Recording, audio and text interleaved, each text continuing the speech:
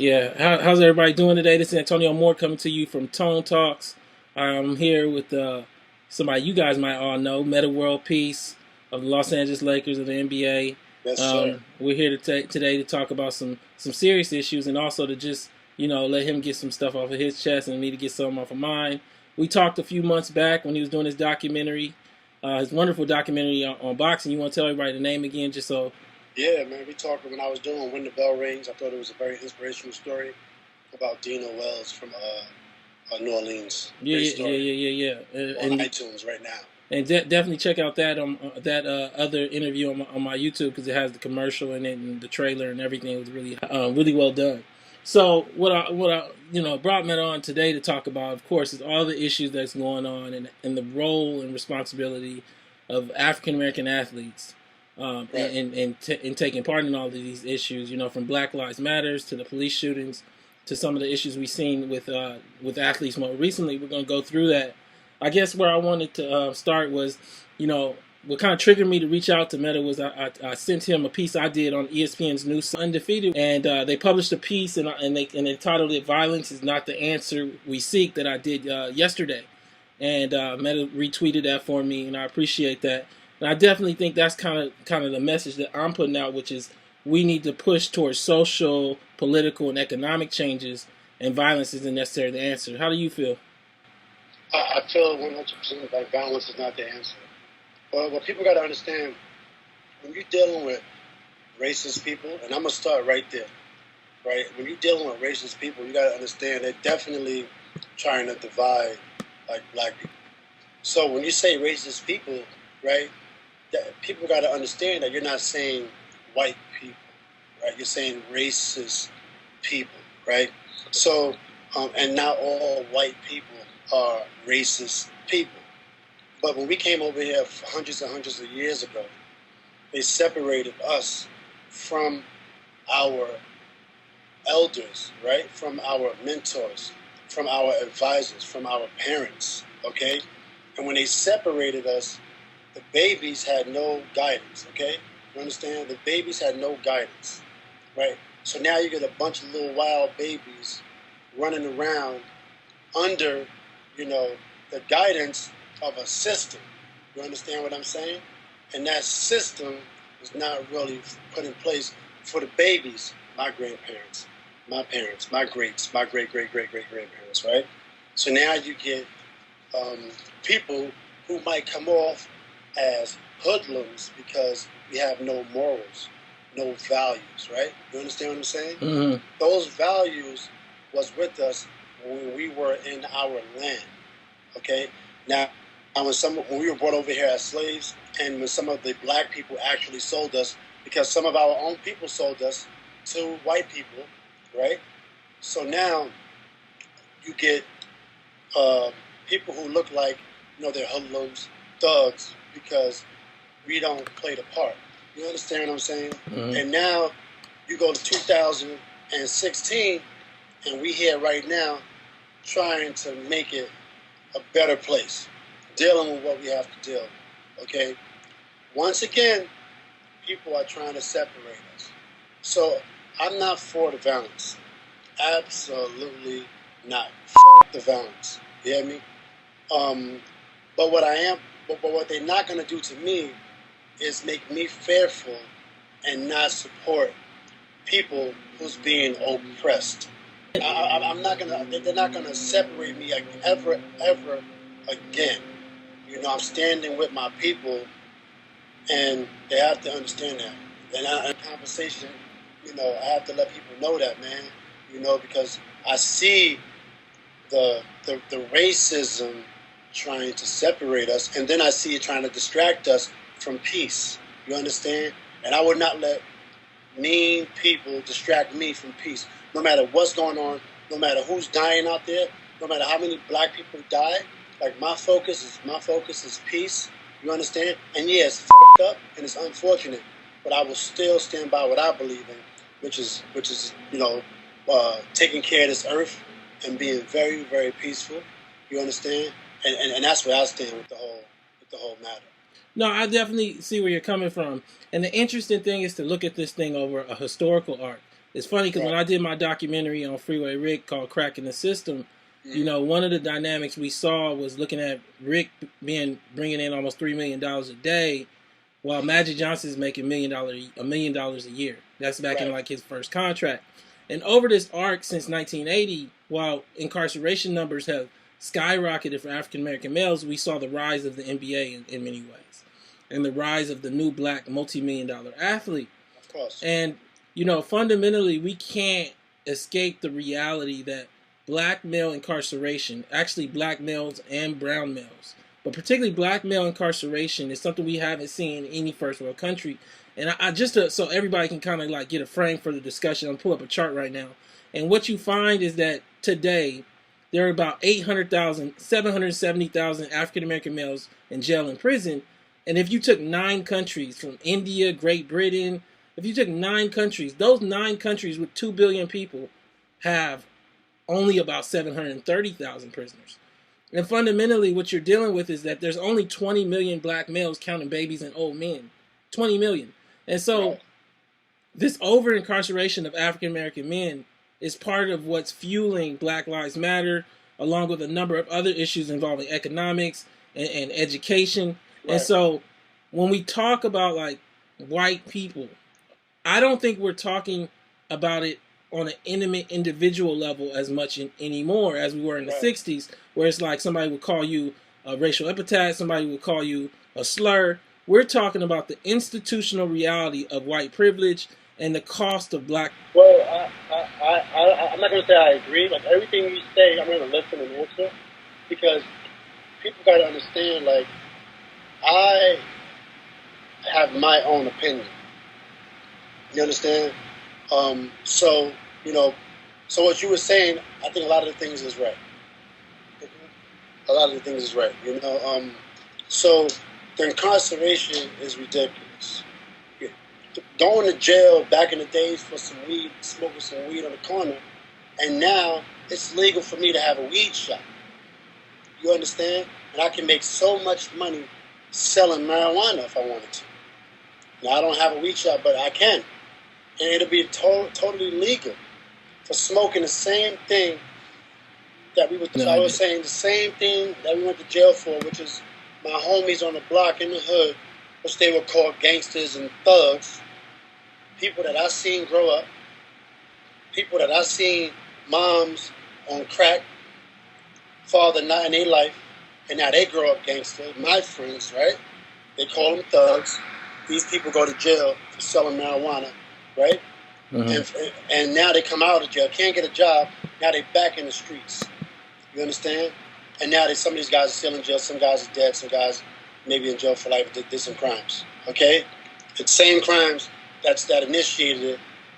It's legal to do to have these services now, right? So that's a problem. Yeah. Like, people could say I made it out, but that's not true. You know, I didn't make nothing. My people under the same circumstance that I grew up under, they still back in the hood. Now, with that being said, you know, my staff, I have more white people on my staff than black people. And I am not ashamed of that shit. Because I don't look at color. But at the same time, I'm going to address these issues. You understand? I'm not afraid to address the issues, even though it puts me at risk to earn money, because, you know, I'm talking out and speaking out. You understand? Mm-hmm. And sometimes I speak out so bluntly and so direct, you know, it could scare away some corporate opportunities for me. But I don't give a rat's ass, you understand? And at the same time, I'm not going to go out and just hire a bunch of black people just because, you know, I don't have a lot of black people on staff. So I have my own goddamn opinion about everything. And the shit is up, basically, and the shit needs to change. But with all that being said, I'm not going to let it anger me. You understand what I'm saying? I'm not going to let... My number one focus is building strong families and teaching kids how to be good partners and not treat, you know, women like bitches and hoes. Which I always say, teaching these kids the importance on being a family, a good father, a good partner, you know? And with all this other crazy shit happening, I can't even focus on what I want to focus on. And I learned that. Don't be distracted. you know, and my message is still, you know, peace, you know, and yeah, I speak very blunt. I got a bad mouth, you know, but only because it's coming from a place of passion. That's why you hear me curse sometimes. So we're going back to the 90s, and we're looking at the incarceration and everything that was going on. You know, when incarceration is ramping up in 93 and 92, you know, as Bill Clinton comes in, is there a dialogue when you come into the league? I believe 97 or 98, right? Yeah. When you come into the league, is there a dialogue about incarceration, or is it more seen like they must have done something wrong if they're going to jail? When somebody go to jail, it's always that they must have done something wrong. I never thought like that. You know, I always thought that you guys are being set up. I would tell my friends, you guys are able to sell drugs. You guys are getting all these free phones. I say, you are being set up, man. Y'all going to jail. Y'all putting yourself at risk. And what happens? 57 of my people were locked away. 57 people I knew. And people might think, yeah, this guy's a thug, he knows drug dealers. What you want me to do? That's what I know. That's where I've been. That's where I grew up. What you want me to do? I'd say I don't know these guys? Yeah, I do. You understand? 50 like the people that I knew personally. Mm-hmm. And I'm like, yo, you guys don't understand that y'all being systematically set up, man. Things is not that easy. You just can't get guns and drugs and then sell them. It's against the law. You guys need to stop doing this. But it's that quick money, you know, that comes. And now you get locked up. By the time they 15, 16, 17, 18, they come time they 30, life over for the most part. Because you can't get a job. You know, when you got that criminal record, unless you like Cash, really ingenious ideas who came out making $30 million. You understand? And guys, the black community don't understand that you guys are being systematically set up.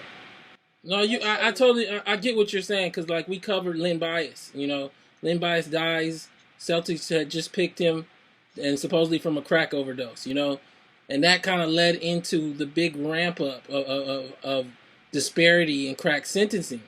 Do you remember that when that happened? I mean, yeah. I remember it briefly. I wasn't a big sports fan growing up as a kid, so I know the story later in my career. Yeah. But but absolutely, man. Come on, like they're putting people I don't know who I'm saying, persons.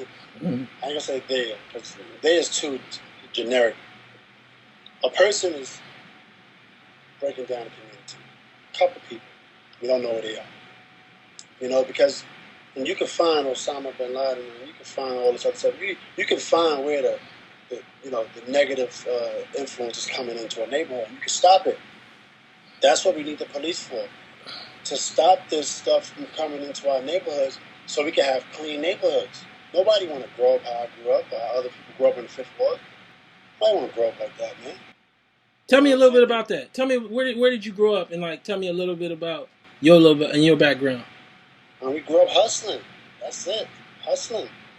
Crack, weed, guns, violence. Sometimes you have fun. Nobody want to grow up like that. You want to grow up reading, dancing, playing with your mama and your daddy. You know? But those opportunities not there all the time. You know? And that's what people don't understand. Some people do understand when you got all that frustration. Unlike me, I was able to get psychologists and counseling. Well, if you never had that, and you got all that frustration built up, by the time you're 30, you're going to see massive chaos and frustration. And that's what you see sometimes from the black community. And it's smart. And sometimes the black community don't understand. And then some people in the black community making it worse by getting the energy more crazy. You don't get it more crazy. You got to explain to them what's happening. Calm them down. No, I definitely agree. And I think that this moment, one of the things that we really have to grasp, I think, is the context of having a black attorney general and a black president. And the reality that maybe we as a group haven't put enough pressure on either of them to make systemic changes and to really make demands. And you know, as we're moving forward into this last part of Barack's presidency, I think that's where our focus should be with the marching. But the thing to make money is not coming back to the foundation of life, like the love part. So, did you watch the ESPYs? I mean, I didn't watch the ESPYs. Okay. You heard about LeBron James, CP3, Carmelo Anthony, and Dwayne Wade speaking out, correct? I heard about it. Yeah.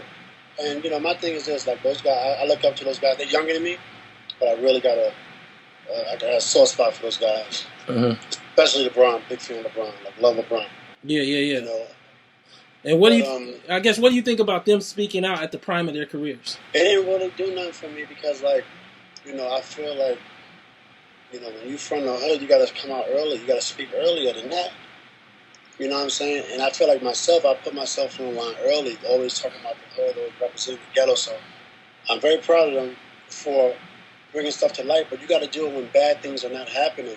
Even when the world is at ease and at peace, it's still people in the hood that need to know that they can relate to you. Mm-hmm. Like when I walk the streets, if I go to any projects, right, I'm going to get respect. Not out of fear, just because they know I'm a real nigga. You understand? And it's been like that from day one. And it's not ignorant.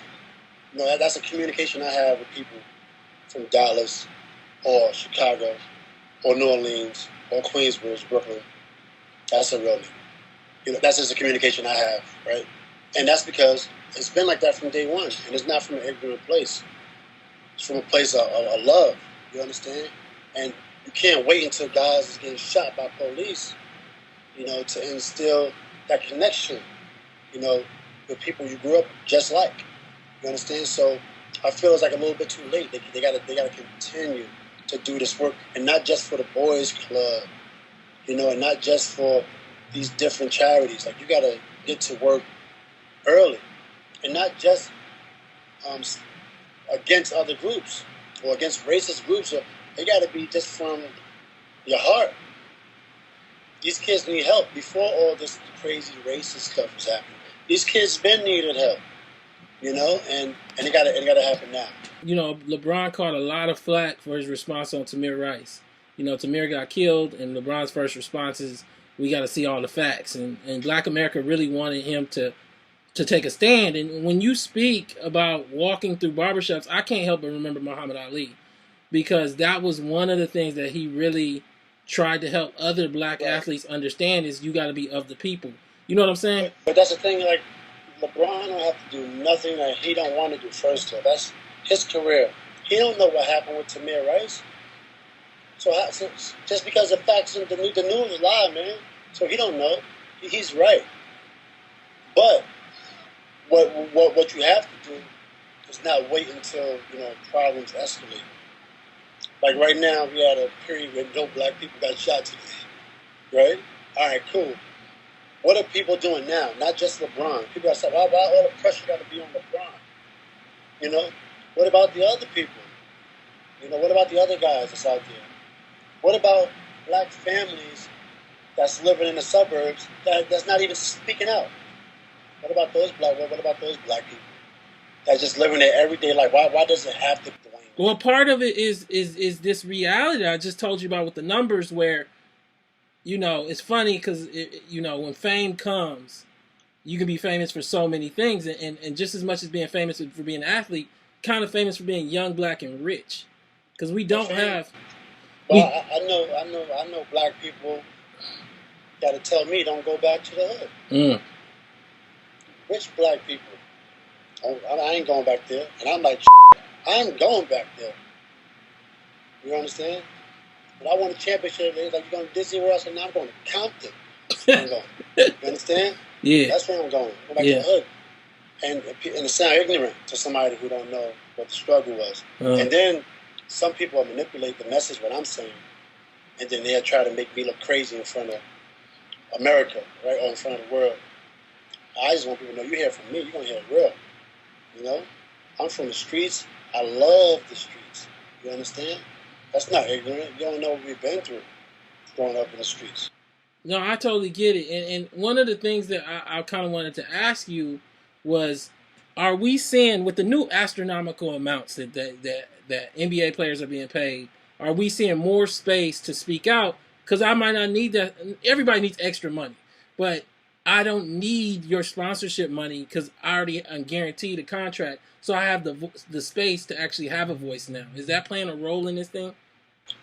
I mean, I don't want to. I don't want to. First off, I don't want to talk about the sponsors because now we're making. You know what I'm saying? Now we're making it, look like the sponsors are racist. Mm-hmm. And I don't know these sponsors. I don't know these CEOs. All right, cool. They're in position of power. I'm not gonna play the race card on all people in position of power. But what I would say is, people were scared to speak out because we're losing endorsements. Saying crazy, or we're losing endorsements just for keeping it hood. I can't even do a Sprite commercial talking about, I'm from the streets, and I drink a Sprite. You know what I'm saying? Mm-hmm. I got to sound a certain way when I want to sound like this.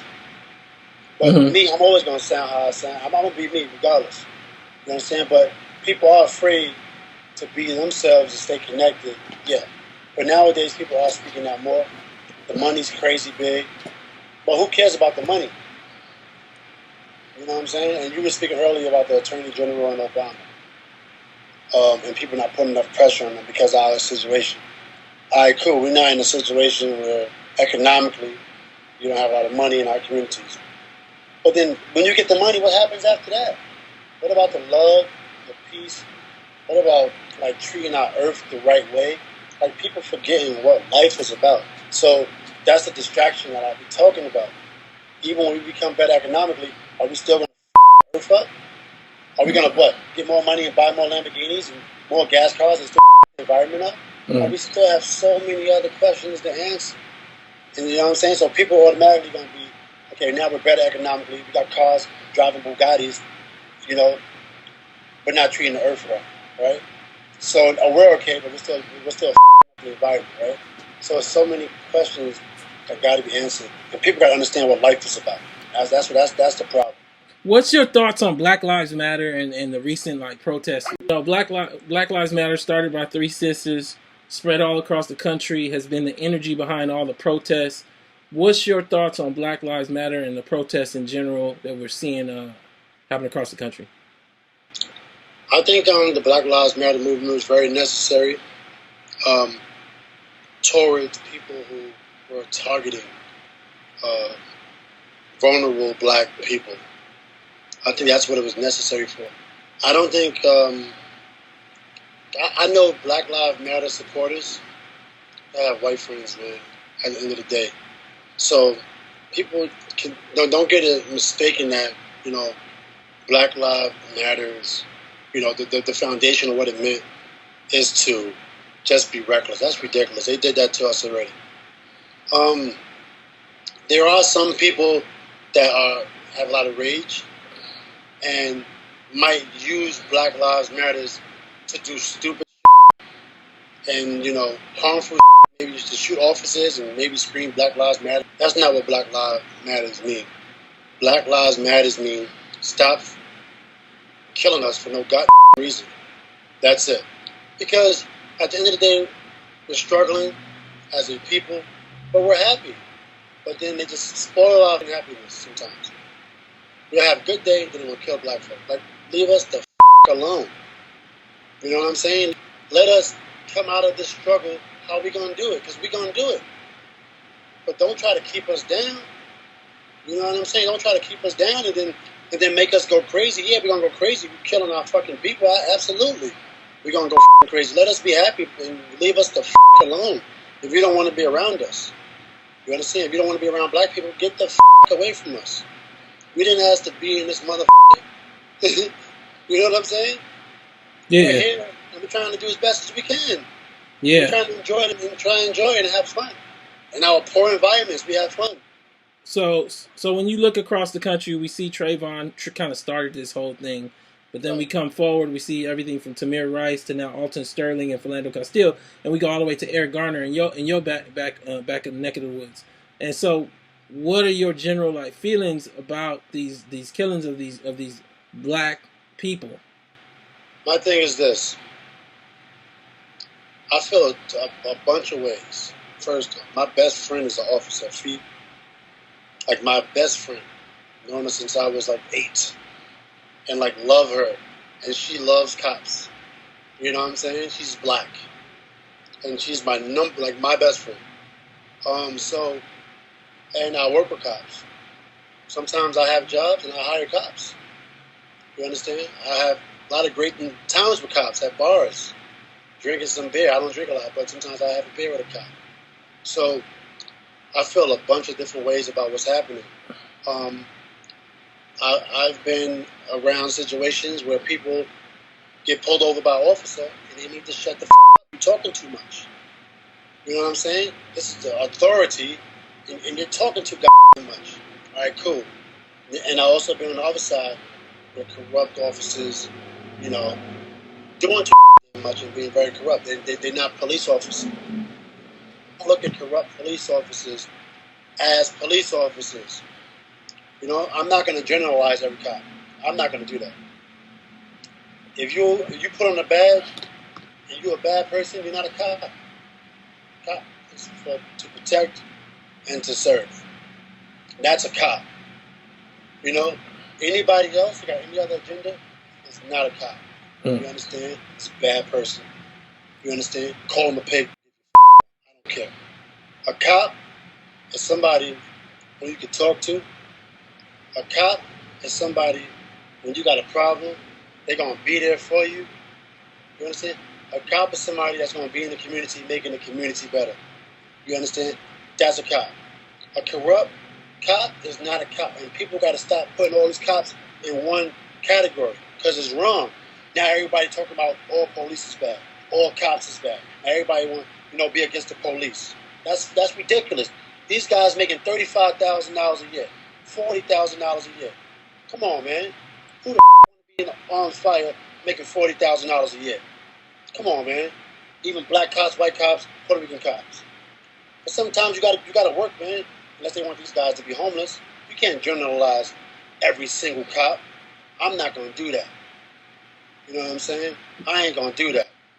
No, I totally get it. And the story, that I did on Undefeated was about the sad reality of the Baton Rouge. There were 3 cops slain, and I feel condolences for each one of them. But I particularly focused on I believe it was Montrell Jackson and his story. And he had just made this Facebook post. He had just had a newborn baby, African American male, and the Facebook post was just so moving because it was almost like a call to whether you're a protester, another cop, just come pray with me. If you need a hug, I'll give you one of those. And it seems like he was the quintessential version of what you're saying right now. And to see him shot down and slain is such the interesting dynamic when you come to Black Lives Matter. Does Black Lives Matter when you're dressed in blue? Is that what he said?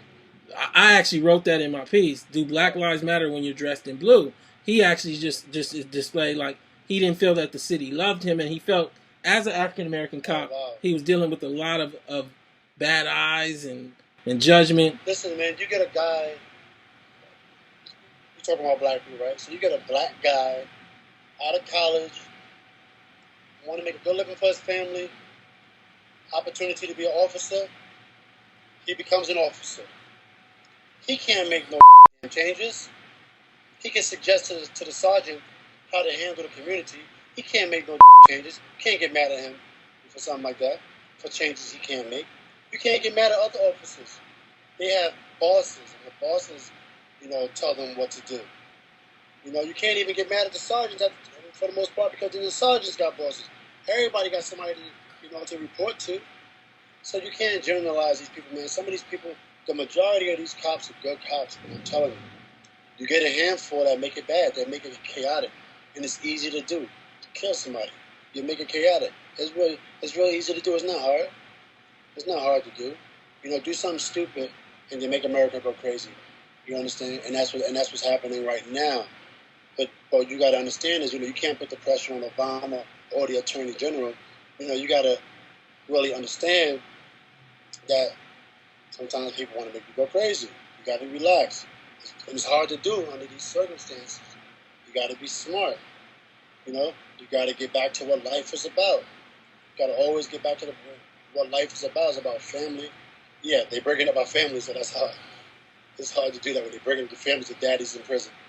Yeah, and so much of this is being brought down to the individual cop level. And where I do agree with you is going to the system at large.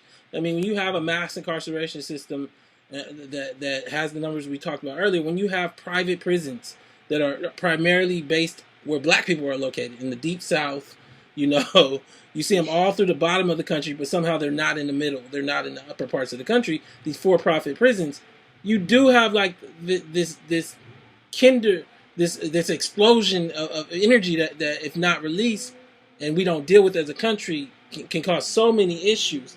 And I guess my question would be to you before I have actually 3 last questions. The first one is, what would you do about racial injustice, like at large? I know it's kind of a general question, but you never know what to expect from you.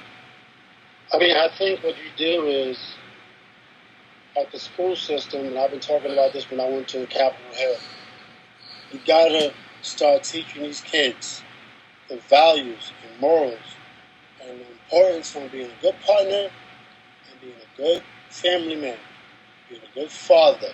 It's more important than anything else, right? Because when you have those values, you're thinking straight, you're making the right decisions.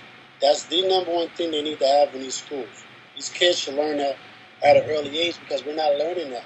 Because some of the kids' parents are in prison, right? So we're not learning that. So as a black community, if you want to change anything, change the school system. You understand? Attack the school system. That's number one. You know, the other thing you can do is, you know, you got to kind of somehow, you know, attack the law a little bit. You got to challenge, you know, these officials, you know, on their law, because it's not in our favor. You understand? We're in a situation where we're never going to catch up. Never. Now, some people might want it to be like that forever, but we're never going to catch up, you know, with all these crazy laws. And then some of us is in prison for laws, you know, for crimes that are legal now. You know what I'm saying? I would address that issue, you know. And then the other issue is, I don't know what else I would address. I would just, you know, continue on to teach the values of life, you know, in our schools, you know, especially where, you know, I don't know what a Latino goes through or a white person goes through. I know what I've been through as far as struggle. So my black community, I would say, you know, teach values. Most important thing. And this is the last 2 questions. If you had to, like, say an athlete that you look back at that did civil protests, that did social justice action correctly, you know, from Ali to Robinson to, you know, Owens, if you who do you think about that you say that guy did it right? We all need to kind of like look back at how he did it. Jim Brown. Obviously, Muhammad Ali, man. You know, I feel like Muhammad Ali has his own voice. He was for some things. He always challenged people that was against him and people that was with him. He challenged everybody. And I mean, that was pretty amazing. You know, Jim Brown was pretty amazing. You know, always challenged people. You know, at a time when you weren't supposed to challenge anybody. Mm-hmm. That's tough, man. You know, I don't think I would have had the heart to do that. Because who knows if somebody's going to come up and kill you, you know, for fighting for speaking and fighting for what you believe in. Mm. You know, there's a lot of frauds out there. I don't want to say no names. Yeah, that's wrong. But there's a lot of frauds out there. There are some people out there that can be better, and I don't want to say no names because I don't want to get into it. But there's some people out there I think that could be better, but they make it worse, and they're filling people up with so much rage, and that's why, you know, I kind of turned to Buddhism a little bit, got away from all that other stuff, you know, because people fill you up with so much rage and so much, you know, anger, and that's not what life is supposed to be about. You know, it's supposed to be a body connection with your environment, body connection and the mind connection with the people you're around. You know what I'm saying? And sometimes, and it's so hard to get to that point. You know, there's so much stress, you know, now in this environment. And I try to stay away from the stress as much as I can. I don't do a great job at it, but I do as best as I can. Yeah, man, and I just appreciate you coming on to Tone Talks and having this discussion because, you know, this is what young brothers need to hear. You never know what little tidbit that you said today that might, you know, help somebody through their day or make them make a better decision tomorrow. The last question I'm going to ask you is something everybody want to know. You know, Kobe done stepped out, Duncan done stepped out. What do we expect from Metta World Peace coming into next season? Yeah, I'm nice. Understand? Yeah. I don't want nobody to get offended about it. I mean, you talking, you know, I'm nice. I can play. You know what I'm saying? And but you know, if I get a chance to play, I'll play. You know, had a great time. You know, playing basketball. I can still play. I love to play. I play in Venice Beach. I play everywhere. I can still give NBA plays buckets when I play. If I don't play, you know, it's not on me. You know, so I don't want people to think I can't play no more. It's just sometimes, you know, you got to do different things, you know, in this profession. But I can still play at a high level. So we'll see. All right, man. Well, thank you again for your time. Oh, yeah, let me say one more thing to people. I want everybody to know, anytime in this conversation, if you heard anything with passion or anger, don't be affected by it either way. I don't want you guys to have rage or nothing like that. I'm speaking from my heart. But just understand, stay peaceful, you know, stay grounded, you know, understand what life is about. Life is bigger than economics. It's bigger than cars, bigger than money. You understand? It's about family, and that's it. Tell us about the shirt. Word, shirt. This is my clothing line, yin yang. There's always two sides to people, you know what I'm saying? So you got to find that balance right in the center. Always find that balance, so the shirt is available. thepandasfriend.com. You know, and that's what Metta World Peace is. All right, man. Well, thank you so much for your time. And definitely look forward to seeing how people react. Absolutely. All right, peace. All right.